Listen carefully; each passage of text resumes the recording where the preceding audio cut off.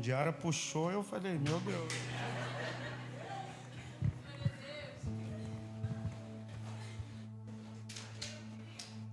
Louvado seja Deus por você estar aqui nessa noite. Estamos encerrando esse domingo que começou de uma maneira maravilhosa e vai terminar de uma forma extraordinária em nome de Jesus. Louva a Deus por você estar aqui na casa de Deus. Quero dizer que tem uma recompensa de Deus para a sua vida. Essa noite, esse dia, Deus tem recompensa. Hoje é o primeiro culto do mês de novembro. O mês de novembro é o mês mais bonito que existe durante os 12 meses. É o mês mais lindo que existe no calendário. E o pico, ápice é no dia 12, meu irmão. Aí o negócio fica quente demais. Aí, ó, estão falando que os bonitos estão aparecendo. Ó os bonitos, ó. Aleluia. Amém? Antes de pregar, eu quero ser muito agradecido.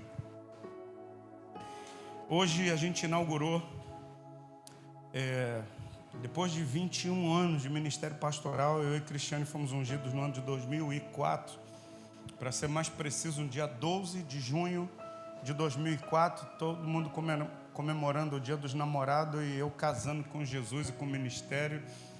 Nesse dia, nós fomos ordenados ao ministério pastoral e a gente nunca teve um lugar para a gente atender as pessoas, um lugar para a gente orar, um lugar para a gente meditar. E há 2 meses atrás, a gente começou a construir esse sonho. E eu queria muito louvar a Deus pela vida de cada um homem que colocou a mão ali naquele lugar. Eu decidi de chamá-los de vingadores. E hoje a gente celebrou juntos ali. E nós fizemos uma aliança ali no gabinete. E eu queria chamar todos os vingadores aqui para a gente orar junto, agradecendo ao Senhor. Queria que a igreja aplaudisse o Senhor pela vida desses homens. Todos os homens aqui, por favor. Eu acho que você pode aplaudir mais forte. Isso. Todos. Glória a Deus. Glória a Deus. Não, você pode fazer melhor, irmão. Para vocês. Glória a Deus. Amém? O gabinete está pronto, a gente vai começar. Eu fiz questão, não atendi ninguém ainda não orei por ninguém. Eu fiz questão de hoje, às 17h30, a gente marcou. A gente fazer uma inauguração foi simples, mas o céu ouviu. O Senhor ouviu a nossa oração. E nós declaramos que estava aberta aquela porta ali. E a gente vai ter um lugar para... A pastora vai ter um lugar para ouvir as mulheres. Eu vou ter um lugar para ouvir os homens. Nós dois vamos ter um lugar para ouvir os casais, as famílias. E dali vão sair muitas demandas que vão se transformar em vida, em abundância, em poder de Deus.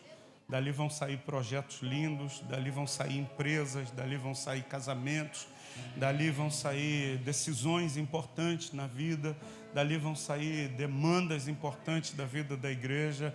Dali a gente vai assinar muitos contratos ali naquele lugar, onde a gente vai orar, apresentar a Deus e depois nós vamos assinar, declarando que o Senhor reina e governa a nossa vida.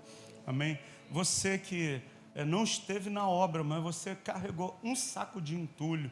Você deu uma pasada assim e foi embora. Eu quero orar por você também, porque se não fosse aquela pá de entulho para você carregar, se não fosse aquele saco de entulho, a gente não conseguiria. Eu queria que você também, você sabe se você esteve aqui ou não, eu queria que você viesse aqui, eu quero orar junto com você, em nome de Jesus. Vamos lá, eu quero descer aqui para orar. Obrigado aí, Bill, Marcos, muito obrigado.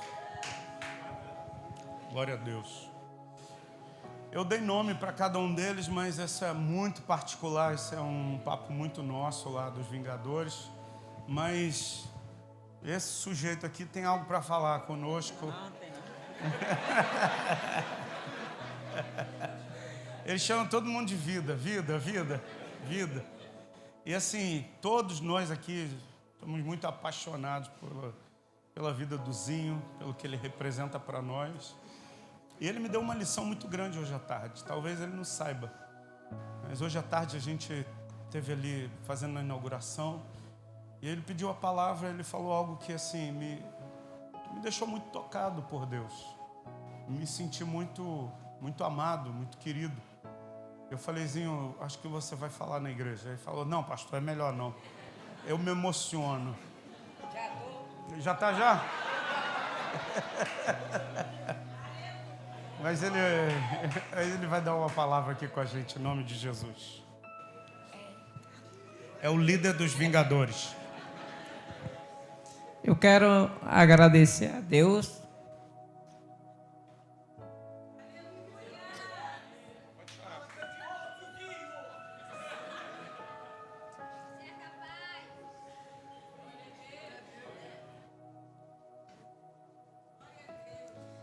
Eu encontrei uma família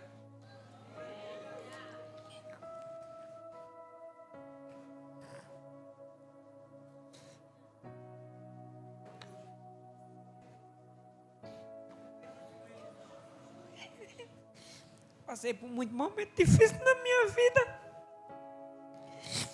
Encontrei o pastor, os irmãos que me apoiaram. Eu só tenho a agradecer a Deus por tudo isso. E obrigado por ter uma casa. Nas horas da minha agonia, vim aqui. E agradeço por Senhor, pastor. Não é o Senhor na minha vida. E meus irmãos não sabiam o que seria de mim. Amém. Você pode aplaudir mais forte. Nós somos mais do que uma igreja, nós somos uma família.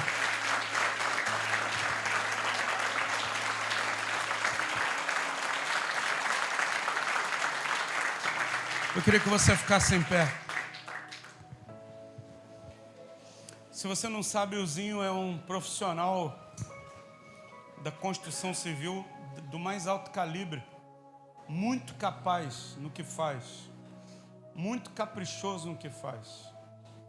E ele doou uma semana do trabalho dele para estar aqui. Tendo maior paciência com todos nós aqui. Tendo maior paciência com o pastor. Indo comigo até os locais para comprar as coisas. E assim, o que nós vivemos juntos foi um tempo de firmar alianças muito fortes. E quando eu cheguei em casa, compartilhei algumas coisas com a Cristiane. Ela falou assim, amor,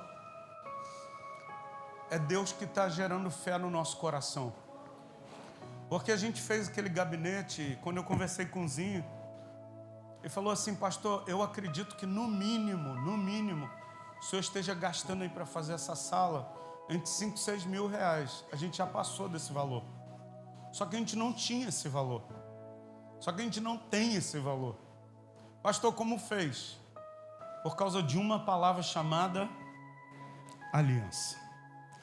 Porque tem gente que está aqui, que não pegou um saco de entulho, não pegou uma pá. Mas falou, pastor, eu quero ofertar. Eu quero dar a oferta. Você também é um vingador. Porque você ofertou. E a pastora falou assim, Deus está nos preparando. Porque quando chegar a hora de nós construirmos a nossa igreja, nós temos um povo que a gente pode não ter dinheiro, mas a gente tem aliança. E quem tem aliança supera todas as outras coisas. Então eu louvo a Deus por cada um de vocês. Louvo a Deus pela disposição de cada um de vocês, pelo serviço de cada um de vocês prestado não ao pastor. Eu sei que muitos fizeram por honrar a mim, mas honrando a mim, vocês estavam honrando ao Senhor. E eu creio que há uma recompensa do céu, que não se compara. Se eu quisesse recompensar a cada um de vocês, por mais que eu recompensasse da melhor forma, se assim eu tivesse, nunca chegará aos pés daquilo que Deus vai entregar para a vida de cada um de vocês, homens que colocaram um prego, colocaram a mão, fizeram tantas coisas. Meu muito obrigado. Vocês não construíram um gabinete para mim, vocês construíram algo para a igreja de Jesus. Vocês não construíram para o pastor e para a pastora. É claro que eu e ela vamos ser os maiores beneficiados ou os que vamos usar aquele espaço de uma maneira muito mais intensa, mas aquele espaço é para mim orar por você, é para mim atender você num local melhor, é para mim te ouvir de uma forma melhor, é para que a igreja seja melhor em nome de Jesus. Então eu queria que você estendesse suas mãos para cá, nós vamos abençoar todos esses homens de Deus aqui, pedindo que o céu os recompense. Você pode fazer isso agora, com os teus olhos fechados, mas a tua boca abre ela agora e profetize toda sorte de bênçãos sobre a vida desses homens. Pai, muito obrigado. Nossa gratidão ao Senhor e à vida de cada um desses homens, que como valentes, super-heróis não que vestem uma fantasia ou que têm superpoderes, mas o poder que nos movimentou foi chamado o poder da aliança, que juntos, sempre juntos, nos fez concluir aquela obra, nos fez concluir aquele projeto. Obrigado pelas mãos de cada um dos teus filhos. Eu te peço que agora o Senhor deposite óleo, unção, poder, prosperidade, riquezas, recursos, livramentos, bênçãos. Que o Senhor libere, ó Deus, toda a dádiva do céu para a vida de cada um desses homens.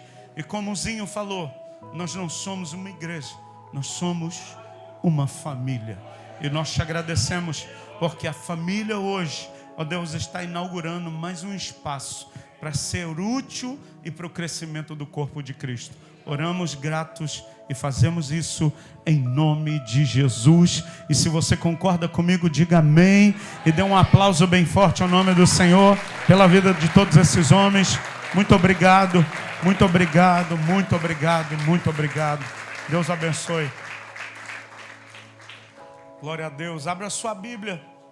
2 Crônicas, capítulo de número 20.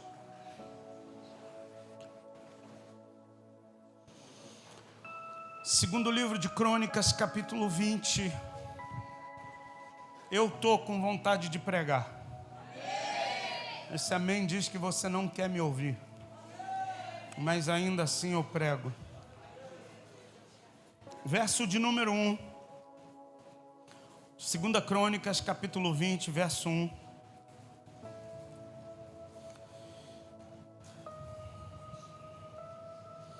Eu ia compartilhar essa palavra hoje pela manhã, mas foi tão bom, foi tão bom, foi tão bom, que a gente viu as 4 horas passando depressa diante dos nossos olhos. Quando a gente piscou, eu fui olhar no relógio, 11h51. Eu falei, não dá mais para mim compartilhar nada, e eu serei muito fiel àquilo que a gente propôs.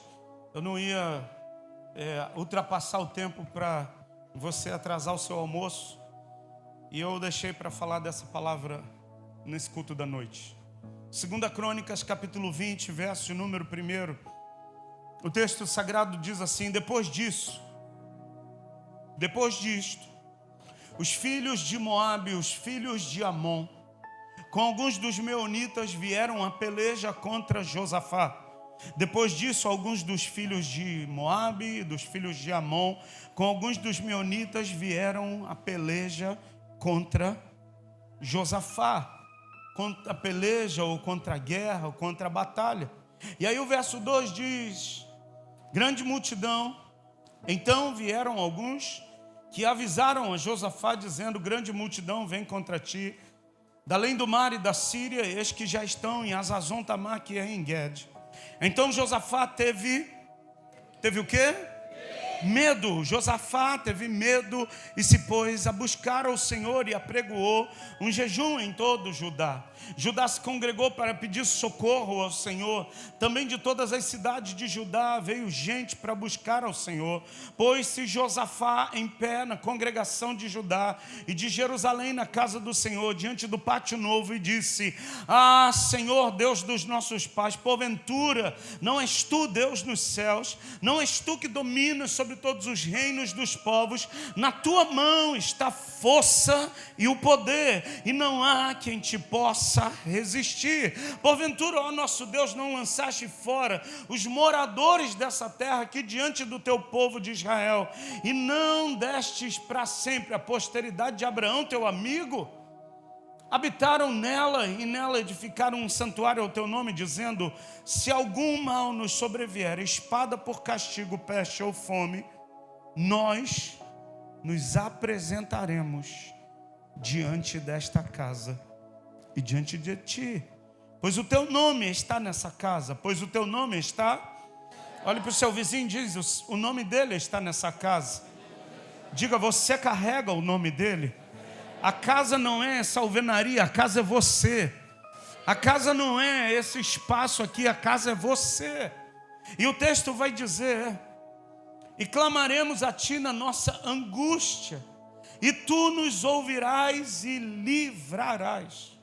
Agora, pois, eis que os filhos de Amon e de Moabe, os do monte Seir, cujas terras não permitiste a Israel invadir, quando vinham da terra do Egito, mas deles se desviaram e não os destruíram, eis que nos dão apago, vindo para lançar-nos fora da tua possessão, que nos destes em herança. Ah, nosso Deus, acaso não executarás tu o teu julgamento contra eles? Porque em nós não há força para resistirmos. E essa grande multidão que vem contra nós, e não sabemos nós o que fazer. Porém, os nossos olhos estão postos em ti. Eu quero dizer para você, hoje é dia de você colocar os teus olhos no Senhor. Esse texto vai falar de um momento assim, de crise. E eu aprendi que crise é tempo oportuno da gente virar o jogo. Crise é tempo de oportunidade. Você pode dizer para o seu vizinho aí: crise é um tempo de oportunidade. Você já viu pessoas dizendo assim: o país está em crise. Então, quando você ouvir o país está em crise, para você é uma grande oportunidade. Um vendedor de sapatos, ele foi enviado para uma terra, e nesse lugar ninguém usava calçado. Uma fábrica enviou esse homem e falou: olha, a gente está te enviando para um lugar onde ninguém usa sapato. A gente vai pagar a sua hospedagem, o transporte, a sua alimentação, e tudo que você vender, você vai ter um lucro muito grande. E ele foi e trabalhou ali um mês. E ele liga para a central, ele liga para a fábrica e diz: olha, eu estou pedindo para me tirarem daqui, porque nesse lugar que vocês me mandaram ninguém usa calçado, então eu não consigo vender. Da fábrica ele ouviu: muito bem, você pode retornar, estamos mandando outro vendedor. Mandaram outro vendedor para o mesmo local, com as mesmas condições, da mesma forma. Daqui a um mês aquele vendedor ligou para a fábrica e disse: eu peço por favor que vocês aumentem a produção, porque aqui ninguém vende sapato, ninguém usa calçado, e eu sou o único que vou vender calçado, e eu já comecei a vender. Então prepare a produção, porque nós vamos arrebentar. Pastor, o que tem a ver isso? Para alguns a crise é motivo de afundar. Para você que crê em Deus, a crise é momento de você cambiar, de mudar a marcha. É momento de você mudar de nível. É momento de você experimentar de algo novo de Deus na sua vida. Pastor, a minha casa está em crise, então se prepare, porque se você tiver a mentalidade correta, você vai mudar de nível e você vai experimentar coisas que ninguém nunca experimentou. Você me entende isso hoje, sim ou não? Talvez você diga assim: pastor, mas na minha família ninguém nunca fez isso, ninguém nunca alcançou isso, ninguém nunca terminou isso, ninguém nunca alcançou, tocou a mão nisso. Então quero dizer, você será o primeiro de toda a tua linhagem a romper essa barreira, a romper esse limitador e dizer: a minha crise não vai me limitar, a minha crise será o trampolim aonde eu vou alcançar níveis nunca antes vividos em nome de Jesus. Eu quero dizer que essa igreja, nós estamos começando a romper, sabe, algo que nos barrava. A gente sempre chegava lá, batia e voltava, chegava, batia e voltava, mas eu quero te dizer que debaixo do poder do Espírito Santo, nós estamos rompendo uma barreira. E se prepare, porque depois dessa barreira rompida, querido, o que vamos viver é coisa que o olho não viu, o ouvido não ouviu e nem subiu no coração de homem nenhum. É o que Deus tem preparado para você. Se você recebe essa palavra, eu não sei se tem crente aqui, gente que crê, mas se você crê, declare, sabe, expresse a sua fé. Escuta, Josafá estava vivendo a maior crise, 3 povos vindo contra ele, a multidão enorme. E ele olha para tudo aquilo, e o verso de número 3 vai retratar talvez o momento que eu ou você já vivemos. Hoje, quando a gente estava aqui, e quando eu fui encerrar, eu estava falando sobre José, ou Jacó. Ele anda um dia inteiro no deserto, para no meio do deserto, pega uma pedra, deita, faz dela travesseiro, ele adormece e sonha. Eu lembro que eu falei assim: receba sonhos, Deus vai te dar sonhos. E do meu lado eu tenho uma sonhadora. E a gente saiu daqui, a gente foi comprar frango para a gente almoçar. E a gente estava lá na fila do frango. Ela falou: amor, na hora que você falou aquilo, Deus vai te fazer sonhar. Amor, eu não estava pensando nisso, eu não estava imaginando isso. Deus gerou um sonho, me mostrou uma igreja. A nossa igreja vai ser redonda, igual se fosse um estádio. Só que ela falou assim: mas amor, eu não sei se eu vou ver, ou se é a Manu que vai ver. Ela falou: eu não sei se é medo. Sabe por quê? Porque tem sonhos que dão medo em nós. Tem projetos que metem medo na gente. Quando Fabiano falou assim: pastor, tirei férias para a gente fazer o gabinete, eu na empolgação falei: então vamos embora. Marquei com ele, cheguei aqui, e ele estava empolgado. Eu falei: eu vou na rua fazer alguma coisa, né? Vou ali só comprar uma coisa e já volto.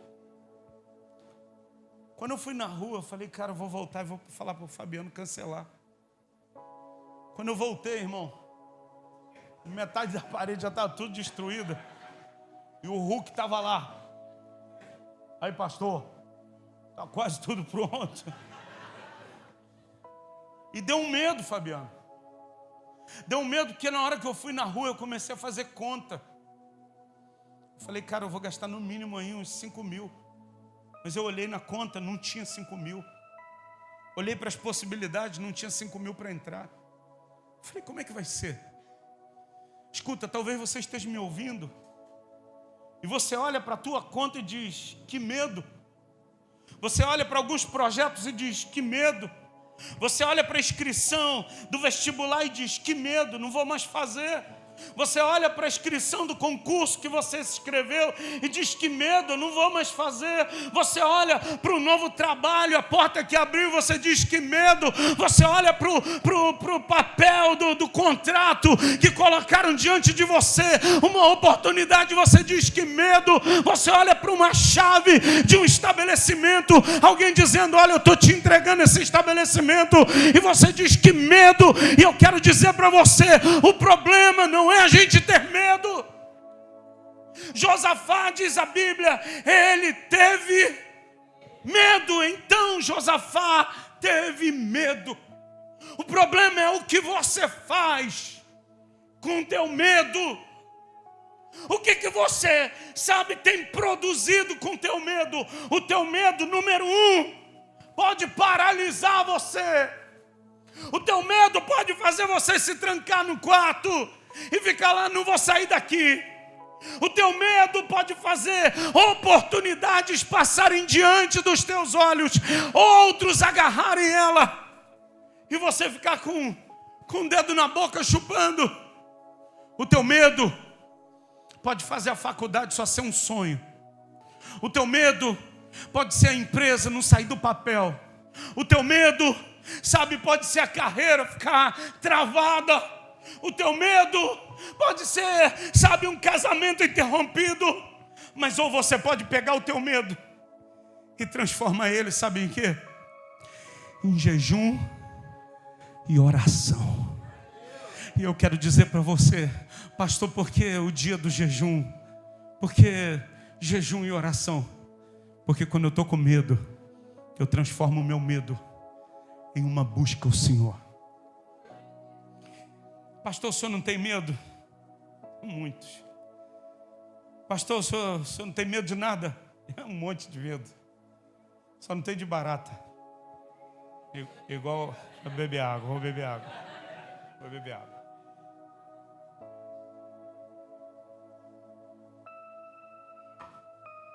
De barata não.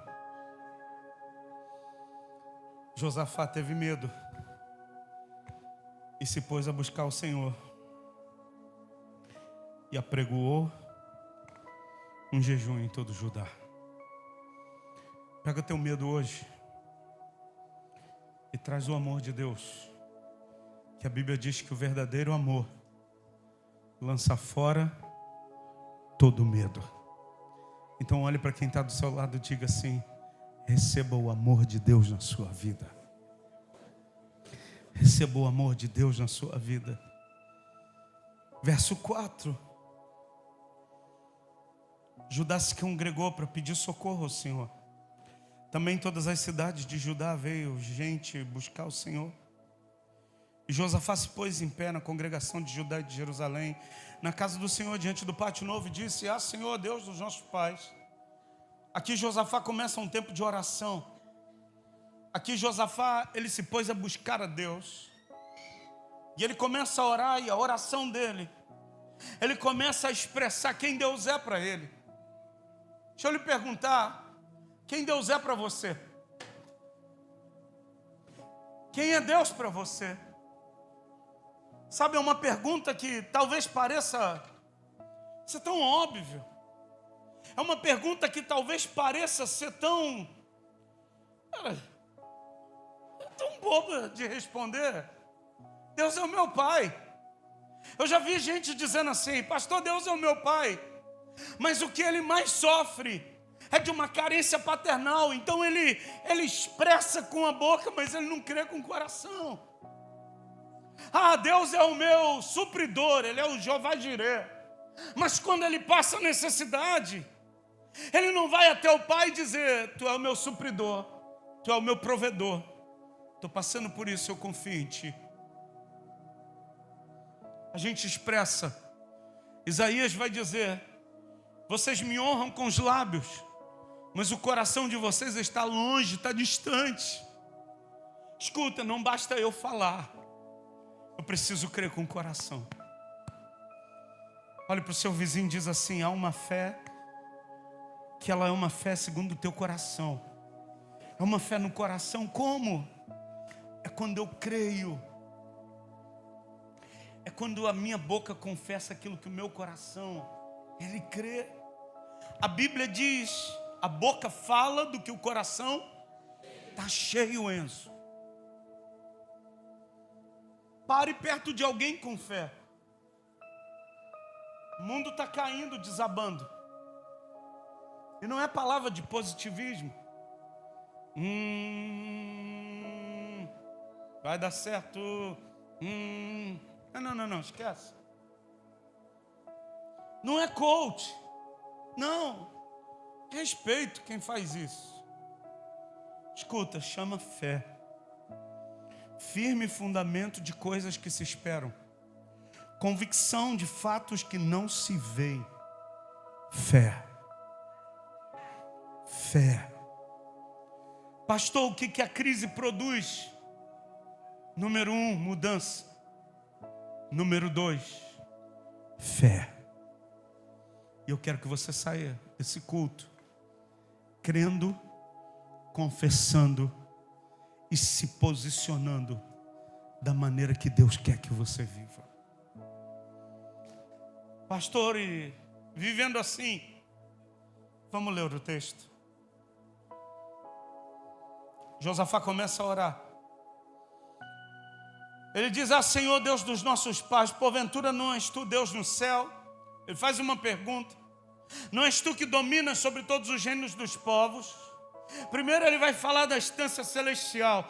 Tu não é Deus no céu. Depois ele vai falar de um plano terreno. Tu não é aquele que governa ou domina sobre todos os reinos dos povos. E aí ele diz assim: na tua mão está força e poder, e não há quem te possa resistir. Eu quero dizer para você que o Deus a quem nós servimos, confessamos e adoramos nesse lugar, é um Deus que não se limita. Ele é um Deus ilimitado. Nada é impossível para Deus. Você crê nisso em nome de Jesus? Então diga para 3 pessoas: nada é impossível para Deus, meu irmão.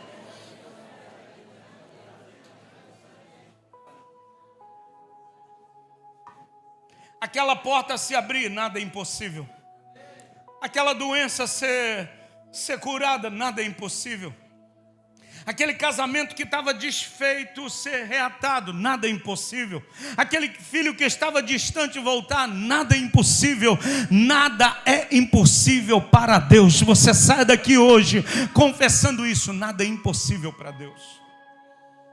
Eu estou pregando aqui porque nada é impossível para Deus. Eu estou pregando porque a minha mãe creu, orou por mim, nada é impossível para Deus, por isso o Júnior está aqui. Eu estou pregando e enquanto eu prego eu declaro: nada é impossível para Deus. Amanhã eu vou ver minhas filhas aqui, porque nada é impossível para Deus. Amanhã nós vamos estar numa igreja que vai ser, como a pastora falou, redonda, porque nada é impossível para Deus. Pastor, como vai ser o nome? Não sei. Eu acho que a gente vai chamar de Arena. Nada é impossível para Deus. Não há quem te possa resistir. Porventura, ó nosso Deus, não lançaste fora os moradores desta terra diante de todo o povo de Israel, e não deste para sempre a posteridade de Abraão, teu amigo? Aí no verso 9 ele vai dizer assim: se algum mal nos sobrevier, espada por castigo, peste ou fome, nós nos apresentaremos diante dessa casa e diante de ti. Verso 12. Josafá continua a oração e ele diz: nosso Deus, acaso não executarás tu teu juízo contra eles? Porque em nós não há o quê? Em nós não há força para resistirmos a essa grande multidão que vem contra nós, e não sabemos nós o que fazer. Quem aqui como eu já se viu em situações, ocasiões que você olha e diz assim: não sei o que fazer? Eu já me vi em aconselhamento que as pessoas disseram: e aí, pastor? Eu falei: cara, não sei o que fazer. Uma vez um casal entrou na sala da nossa casa, 10 horas da noite, e a gente pensando: acho que vai falar de uma bênção, vai falar de algo bom. Pastor, a gente está aqui porque a gente veio nos separar, a gente veio comunicar que a gente veio separar. Eu falei: peraí, vamos devagar, vamos voltar aí a fita. Como é que é? O que aconteceu? E aí o homem começou a confessar: eu adulterei no casamento, fiz isso. E a lista é interminável. Quando ele acabou, eu falei: e você, irmão? A mulher gritava na sala da nossa casa. E eu falando com Deus, enquanto ela gritava, eu falei, Deus, eu não sei o que fazer. O que eu vou falar? Um marido que traiu a mulher diversas vezes. E uma mulher desesperada pela dor da traição. O que eu vou falar? Eu falei, eu vou colocar os meus olhos no Senhor. Aquele casal saiu da nossa casa, era 3 horas da manhã. E o casamento continuou. Do casamento nasceu filhos. E a vida seguiu. Os dois servindo a Deus juntos. Porque quando eu não sei o que fazer, eu olho para o Senhor. Eu miro o Senhor. Porque dele vem a resposta certa. Talvez tenha gente que esteja me ouvindo hoje aqui. Ou talvez tenha gente que vai ouvir essa mensagem gravada no YouTube. Eu quero dizer para você, não é sempre que a gente sabe o que fazer. Não é sempre que a gente tem um plano traçado. Não é sempre, Edson, que a gente tem as rotas. Não é sempre que a gente tem saída, Beatriz. Não é sempre que a gente tem a resposta, Bill. Vai ter momentos, Mateus, que a gente vai falar, eu não sei como resolver isso, porém, os meus olhos estão em ti. Talvez você me ouça hoje e diz, eu não sei como vai ser amanhã. Coloca os teus olhos no Senhor. Eu não sei como vai ser essa noite, pastor. Coloca os teus olhos no Senhor. Eu queria que você voltasse os teus olhos para Deus. O versículo de número 13 diz assim: todo Judá estava em pé diante do Senhor, como também, quem? As suas crianças, suas mulheres, seus filhos. Verso 14: então veio o Espírito do Senhor no meio da congregação sobre Jaziel, filho de Zacarias, filho de Benaia, filho de Jeiel, filho de Matanias, levita dos filhos de Asaf. Eu quero dizer para você, quando a gente coloca os nossos olhos em Deus, Deus sempre vai nos responder. Talvez você entrou aqui nessa noite dizendo, Deus, eu preciso de uma resposta. Escuta, a resposta não vem do pastor, a resposta não vem da pastora, a resposta vem do Senhor. Então volte os teus olhos para Deus. O salmista vai dizer, eu elevo os meus olhos para o monte, da onde me virá o socorro? Ele não estava dizendo, meu socorro vem do monte, não. Ele estava dizendo, meu socorro vem do Senhor. Eu quero dizer para você, pare de olhar para o lugar errado, pare de olhar para coisas que são passageiras, pare de olhar para coisas que não vão cooperar na sua vida. Coloque os teus olhos em Deus, mire em Deus, olhe para Deus, tire os teus olhos de tudo à tua volta e comece a olhar para Jesus, Ele que é o autor e consumador da minha e da tua fé, em nome de Jesus. Pastor, como assim? Se eu for olhar para o recurso que eu tenho, eu não faço nada. Se eu for olhar para os problemas que eu tenho para resolver, eu não faço nada. Se eu for olhar para tudo que está à minha volta, eu não dou um passo adiante. Mas se eu olho para Ele, Ele cria um caminho. A gente cantou aqui de manhã. Ele abre um caminho no deserto. Ele faz um caminho se abrir e ainda me chama para andar por esse caminho. Eu quero te dizer que Deus está te chamando hoje, porque o caminho Ele já abriu para você passar. Ele já deu ordem aos anjos para te servir. Agora o que você precisa é começar a caminhar. Olha o que diz o texto, versículo de número 17. Nesse encontro não tereis de pelejar, tomai posição, ficai parado e vede o salvamento ou o livramento que o Senhor vos dará, ó Judá e Jerusalém. Não temais nem vos assusteis, amanhã saí-lhes ao encontro, porque o Senhor é convosco. Eu quero dizer para você, Deus é contigo, meu irmão. Deus é com você, minha irmã. Deus é contigo, meu irmão jovem. Deus é com você. Você entende isso hoje? Você pode aplaudir declarando, Deus é comigo, Deus está comigo, Deus caminha comigo e eu caminho com Deus, meu irmão. Pastor, como é que o senhor chegou até aqui? Porque Deus é comigo. Pastor, como é que a igreja chegou até aqui? Porque nós estamos caminhando com Deus. Não tem nada a ver com a nossa força, não tem nada a ver com o nosso intelecto, não tem nada a ver com a força do meu braço, não tem nada a ver com a capacitação que a gente tem. Eu sei das minhas habilidades, eu sei das virtudes da Cristiane, eu sei das habilidades de cada discípulo dessa casa, mas não tem a ver com a gente. Tem a ver com quem governa a nossa vida. Tem a ver com quem é rei sobre nós, quem lidera a nossa vida. E o texto diz: o Senhor está com vocês. E aí o verso 20 diz assim: pela manhã. Quando? Quando? Opa, escuta aí. Eu quero declarar e profetizar aqui pela manhã bem cedo. Pastor, o que tem a ver pela manhã bem cedo? Eu posso ter uma noite de choro, mas a alegria, ela vem pela manhã. Pastor, eu estou vivendo a noite de choro, então se prepare que a alegria está vindo pela manhã. Eu chorei essa noite toda, então fica ligado, porque a alegria vem pela manhã. Eu não sei se amanhã cedo, eu estou dizendo para você que pode ser amanhã, pode ser depois de amanhã, mas uma hora vem, uma hora o milagre de Deus acontece.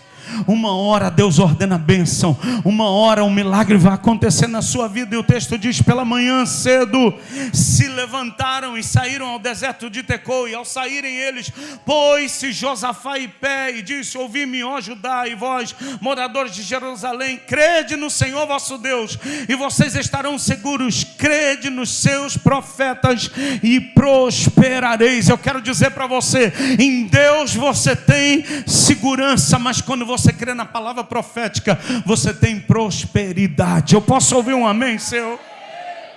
Verso 22, eu encerro aqui a mensagem.